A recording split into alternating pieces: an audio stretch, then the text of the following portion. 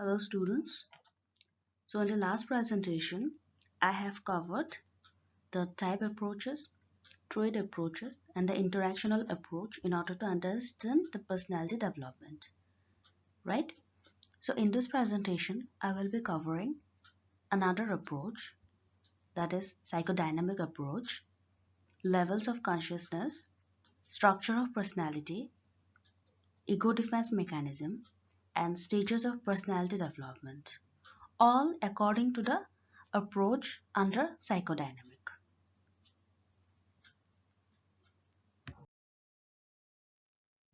So let us understand the psychodynamic approach.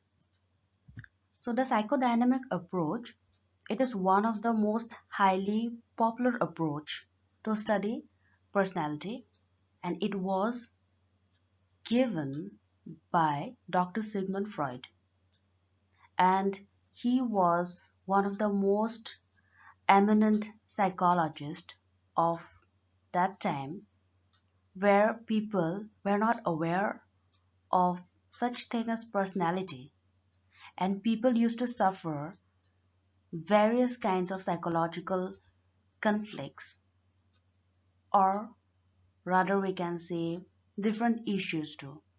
So it was Sigmund Freud who has given us the scope to understand the personality of any individual. So earlier in his career, he used to use the technique of hypnosis. You all have heard about hypnosis. So it was Sigmund Freud who used hypnosis in order to treat people with physical and emotional problems. And he noted that many of his patients needed to talk about their problems, and having talked about them, they often felt better. So Freud used techniques like free association, a method in which a person is asked to openly share all the thoughts, feelings, and ideas that comes to his or her mind. He also used dream analysis and analysis of errors to understand the internal functioning of the mind. So with his theory, he considers the sources and consequences of whatever be the emotional conflicts and the way people deal with this. So in doing so, he visualized that the human mind is basically comprised of three levels of consciousness. Now you all know about consciousness, the word conscious, that means being aware. So with the levels of consciousness, he has introduced us to three levels of consciousness. That those are the conscious, the first level is the conscious, the second is the preconscious, and the third is the unconscious level. So in this first level, it includes the thoughts, feelings, and actions of which we people are aware of. The second level is preconscious, which uh, which includes mental activity of people of which they become aware only if they attend to it closely. Until and unless they do not pay attention to it closely, they are not aware of it. So that is preconscious. And the third level is the unconscious, which includes mental activity that people are unaware of. So these are instinctive animalistic drives concealed and repressed away from conscious mind, which they may lead to psychological conflicts. Now see, we as human beings, we may have layers of emotions within us which we are not aware of. There may be some things of which we are not comfortable with.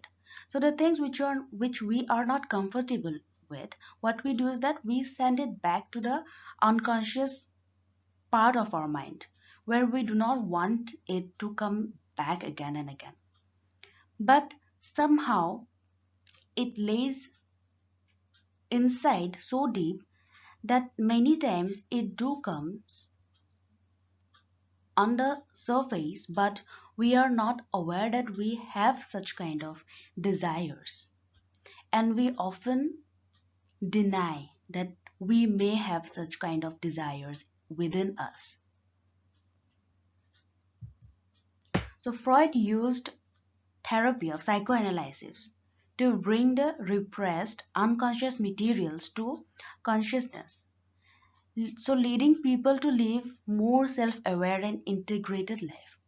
It is very important for us to get result of any unfinished conflict, psychological conflict that is within us, in order to lead a healthy life, healthy mental life. Otherwise, we will be having many psychological issues which cannot be resolved. In order to understand the levels of consciousness, let me show you a picture of an iceberg.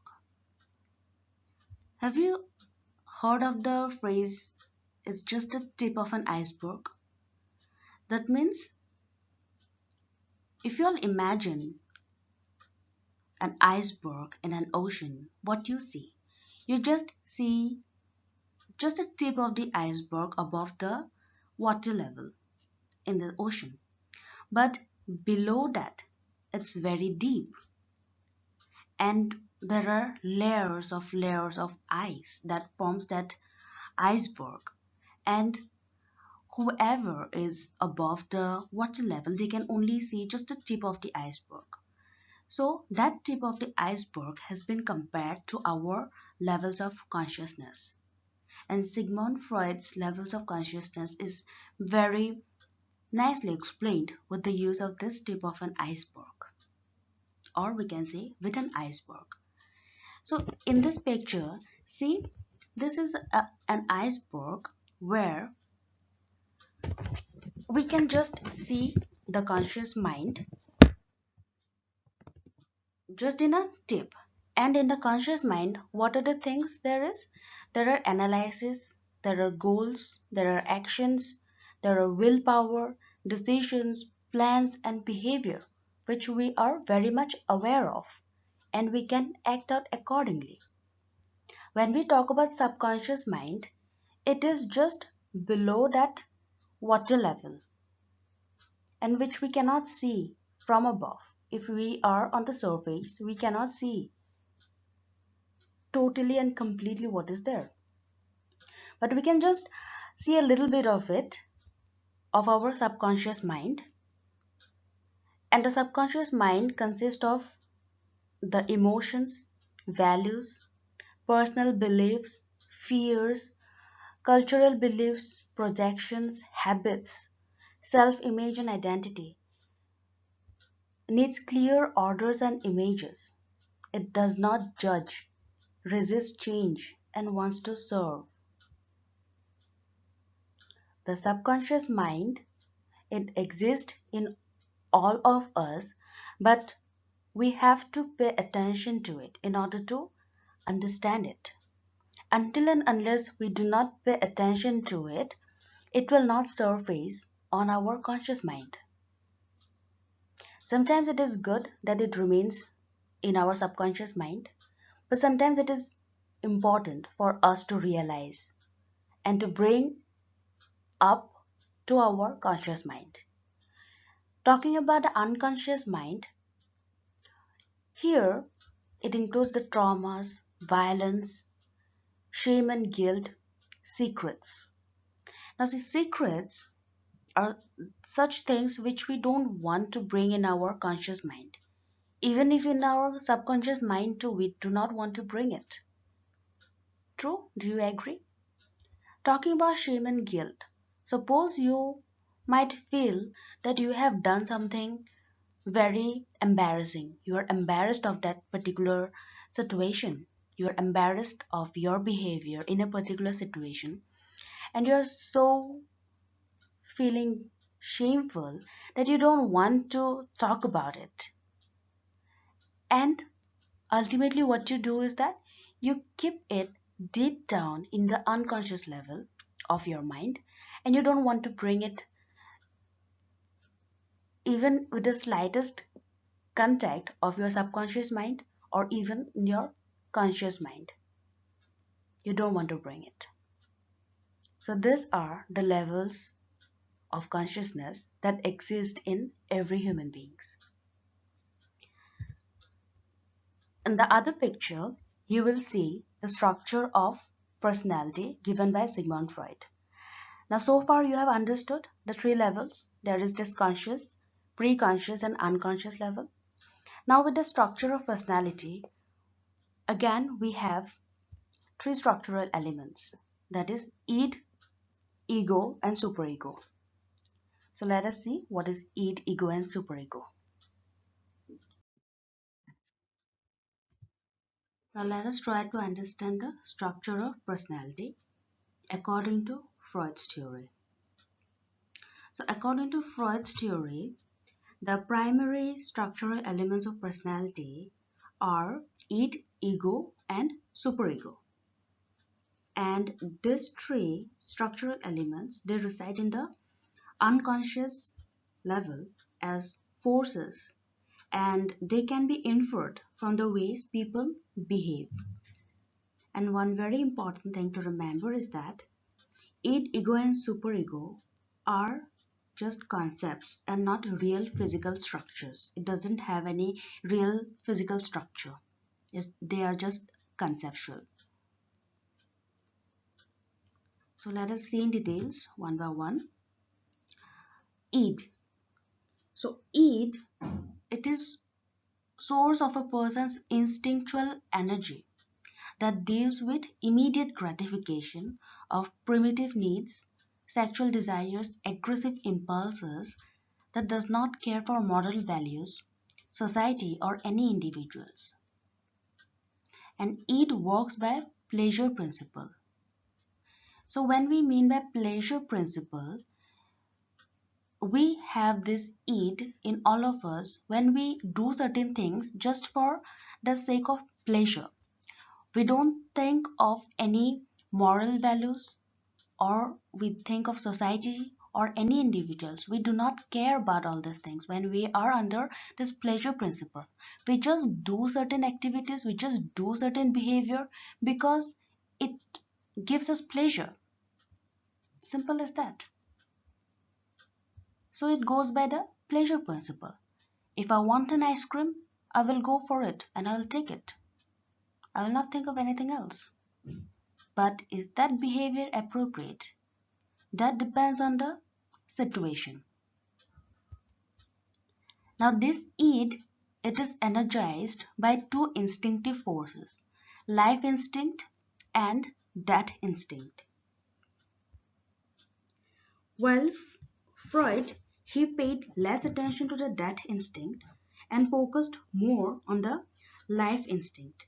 By life instinct, Freud meant the sexual instinct, where people are engaged in gratifying their sexual needs and desires. So the instinctual life force that energizes the lead is called libido, and it works on the pleasure principle and seeks immediate gratification. Moving on to ego. Very often maybe you all have heard people saying and using this word ego. How do you use? You all have heard people using that boy have so much of ego. That person is so egoistic. So in personality, in understanding ego in terms of the structure of personality, it is different and it will change the way what you thought it to be. So ego, it grows out of id only, but seeks to satisfy an individual's instinctual needs in accordance with reality. So basically, ego, it works by the reality principle. Ego often directs the id towards more appropriate ways of behaving, which are socially acceptable. So, for example, you see a boy sees one having an ice cream. His id may want him to snatch it and eat it. So that is how id works.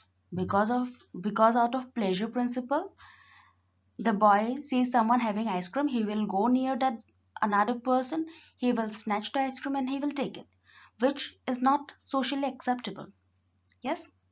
but the ego guides him to ask permission and then take it, which is socially more acceptable behavior. Yes, correct? So that's how ego plays its role. So that is the reality principle which it follows. And third one, it is the superego. So superego, it can be characterized as the moral branch of mental functioning. So superego tells the id and ego whether gratification is ethical or not. So basically we can say that superego works by morality principle. For example, uh, let us take the same example that of the boy taking an ice cream, seeking permission from the one who is having an ice cream. So if the child who wants ice cream, if he asks his mother for it, which is socially and morally correct, that is more acceptable.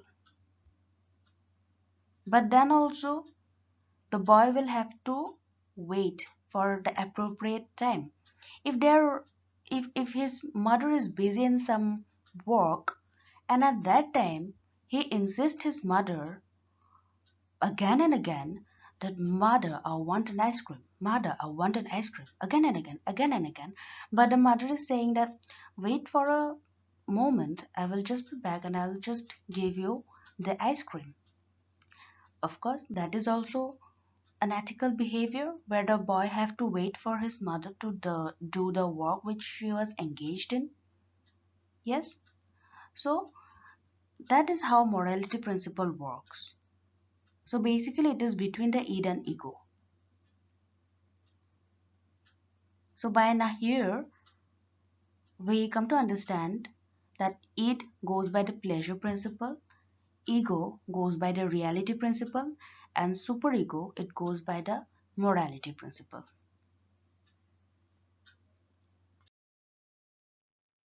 Next, let us see some of the ego defense mechanisms. So according to Freud, much of human behavior reflects an attempt to deal with or escape from anxiety. So how the ego deals with anxiety largely determines how people behave. So Freud believed that people avoid anxiety mainly by developing defense mechanisms that try to defend the ego against the awareness of the instinctual needs. So you all can understand by defense mechanism as a way of reducing anxiety by distorting reality. Although some defense against anxiety is normal and adaptive, people who use these mechanisms to such an extent that reality is truly distorted develop various forms of maladjustment.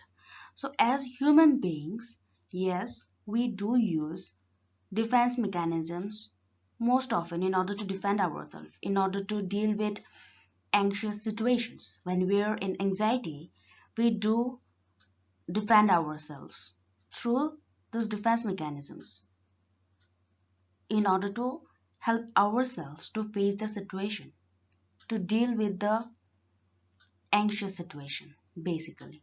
But there are some people who are so much involved, so much engaged in using ego defense mechanisms that they are an expert. Like in every situation, they are always up with some or the other defense mechanisms. So that is not done. That is not the correct way in adjusting an anxious situation. And when a person uses that again and again, over and over again, distorting realities every now and then, at one time, at one point in their life, it comes that they are actually maladjusted. They become maladjusted to the situations. So let us try to understand what are these ego defense mechanisms, which we often use. First one is the repression. I'm sure many of you have heard about repression. repress. We repress our emotions. We repress our feelings, thoughts many times. So, the most important is repression, in which anxiety provoking behaviors or thoughts are totally dismissed by the unconscious. So, when people repress a feeling or desire, they become totally unaware of that wish or desire. Thus, when a person says, I do not know why I did that, some repressed feeling or desire is expressing itself.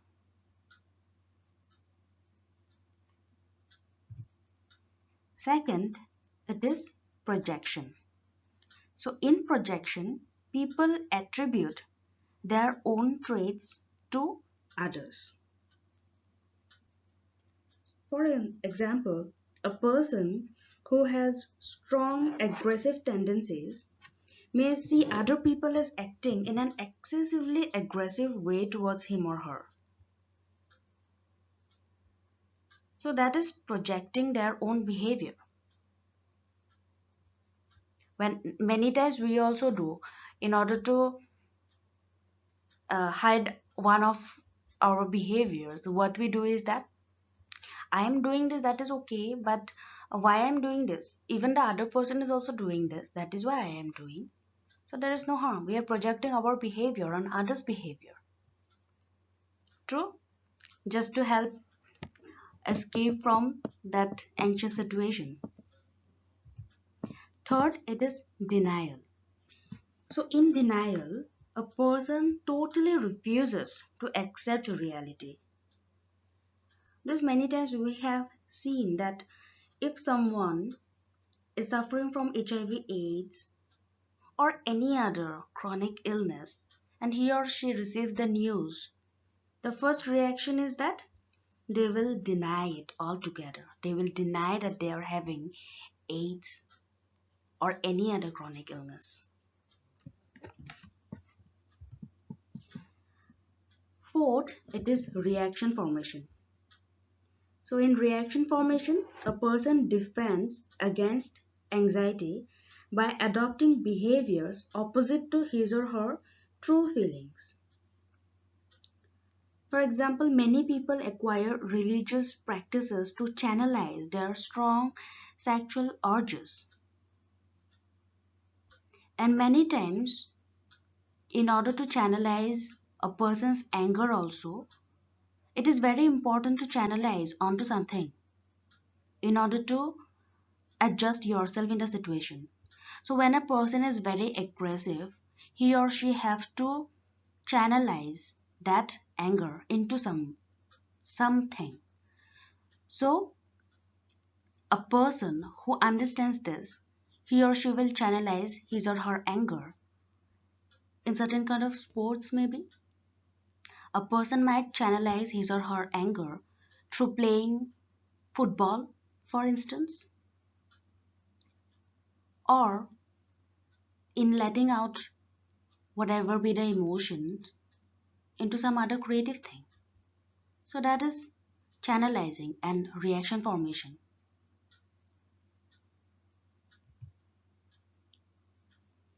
Fifth one, it is rationalization.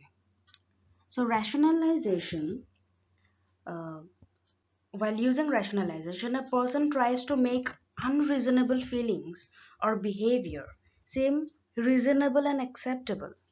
For example, when a student, after doing poorly in exams, buys new pens, why?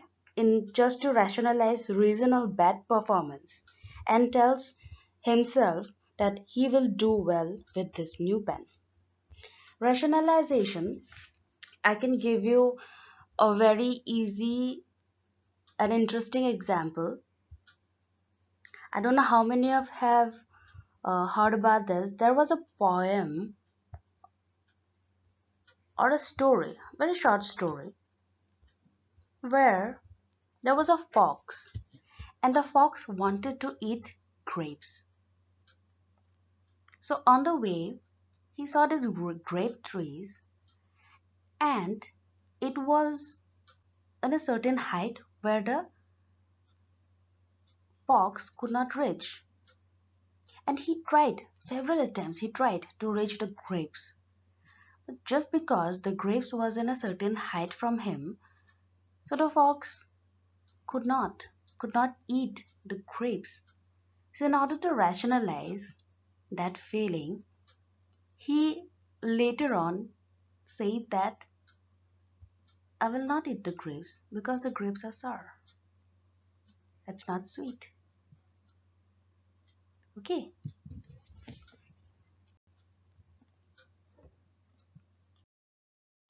moving on to the next topic, let's see the stages of personality development. So according to Freud, the core aspects of personality are formed at a very early stage and remain stable throughout one's life. And accordingly, he has proposed a five-stage theory. So the first stage is known as the oral stage. So you all have observed a newborn, isn't it? So the newborn, the instincts are focused on the mouth. So the infant's primary pleasure-seeking center is the mouth. So it is through the mouth that the baby obtains food and reduces hunger. The infant achieves oral gratification through feeding, thumb sucking, biting, and babbling. And it is during these early years that people's basic feelings about the world are established. So, for Freud, an adult who considers the world a bitter place probably had difficulty during the oral stage of development. So, there is link when an adult is having any kind of problem with his world outside and he says that the world is a bitter place. For Freud, it is because that he or she has not gratified during this oral stage. Next stage is the anal stage. Anal stage, it is found around ages of 2 or 3 years, and a child learns to respond to some of the needs of society and learns to control the bodily functions of urination and defecation. So it is around 2 or 3 years a child learns how to urinate and defecate by himself or herself.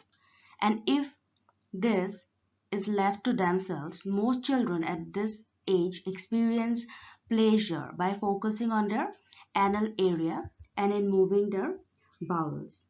So this stage established the basis for conflict between the id and the ego, and between the desire for babyish pleasure and demand for adult controlled behavior. So the child has to learn when to control and when to move the bodily functions required at this stage.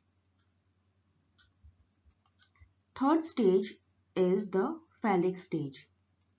Now this stage focuses on genitals, and at age 4 to 5 years, children begin to realize the difference between males and females. So they become aware of sexuality and the sexual relationship between their parents. During this stage, the male child experiences the Oedipus complex. Now here two complexes we will go through. One is Oedipus complex and another is Electra complex. So Oedipus complex, it is what the male child experiences, which involves love for the mother, hostility towards the father, and a consequent fear of punishment or castration by the father. So Oedipus was actually a Greek king who unknowingly killed his father and then married his mother. So this is the history behind the Oedipus complex, where the male child is attracted towards the mother and feels hostility towards the father. So a major developmental achievement of this stage is the resolution of the Oedipus complex. This takes place by accepting his father's relationship with his mother and modeling his own behavior after his father. If this complex is not resolved at this very stage, of course, the child will be having maladjustment and psychological disorder later on. Yes, and which is, of course, very dangerous. Next, electrocomplex. So, for girls, the Oedipus complex, called the electrocomplex after Electra, a Greek character again. So, she was induced by her brother to kill their mother, and it follows a slightly different course. So, by attaching her love to the father, a girl tries to symbolically marry him and raise a family. When she realizes that this is unlikely, she begins to identify with her mother and copy her behavior as a means of getting or sharing in her father's affection.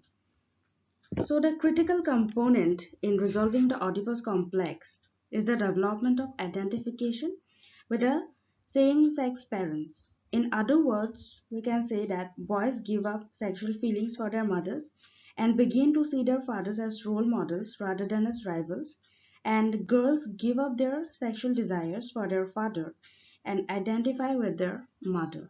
And it is very important to reach this milestone in order to understand the relationship between one's mother and father, so that no child should go through any of the complexes, be it Oedipus complex or electrocomplex.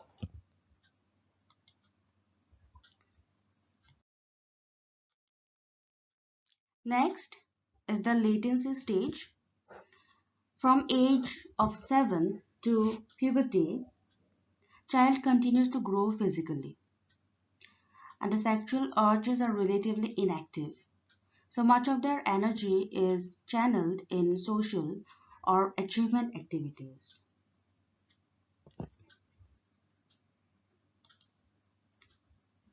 And the last, it is the genital stage. During this stage, individual develops maturity in psychosexual development. So the sexuality, fears, and repressed feelings of earlier stages are once again exhibited over here. So people learn to deal with members of the opposite sex in a socially and sexually mature way. But if the journey towards this stage is marked by excessive stress or overindulgence, it may cause fixation to an earlier stage of development. Now, what is this fixation or regression? Let us see. So, Freud's theory postulates that as children proceed from one stage to another stage of development, they seem to adjust their view of the world, and failure of a child to pass successfully through a stage leads to fixation to that stage. In simple words, if one fails to pass successfully the phallic stage, he or she will not successfully achieve the stage of latency, and as a result, the genital stage will also not be passed successfully by that particular child. So, as a result, the child will be fixed in his or her phallic stage itself. So, in this situation, the child's development gets arrested at an earlier stage. What is it? The fixation. So, for example, a child who does not pass successfully to the phallic stage fails to resolve the Oedipus complex or the electrocomplex and may still feel hostile toward the parent of the same sex. And this failure may have serious consequences for the child's life. Such a boy or girl may come to consider that men are generally hostile and may wish to relate to females in a dependable relationship, and the likewise. Likewise means even a girl might also feel the same way towards the males in a dependable relationship. That is the vice versa relationship. Okay. Then there is one more term called as regression, which is also a outcome in such situations. So it takes a person back to an earlier stage. And regression occurs when a person's resolution of problems at any stage of development is less than adequate. So in this situation, people display behaviors typical of a less mature stage of development. Okay, many times uh, when a person is not passing successfully from one stage to another stage, and even if the person reaches the other stage, of course we cannot stay in one particular stage throughout our life, isn't it? We have to pass. We are growing every day. So when a child attains the age of 14 or 15 and reaches the genital stage, but there might be certain developmental issues during the earlier stages. For example, say oral stage. If we say that a child has not gradually gratified through the oral stage, maybe he or she still seeks for that oral gratification in the later stages of life. And at the age of 14 and 15, he or she still engages in activities like thumb sucking. Understanding the point? So that is regression, going back to an earlier stage, even after reaching or passing through that stage.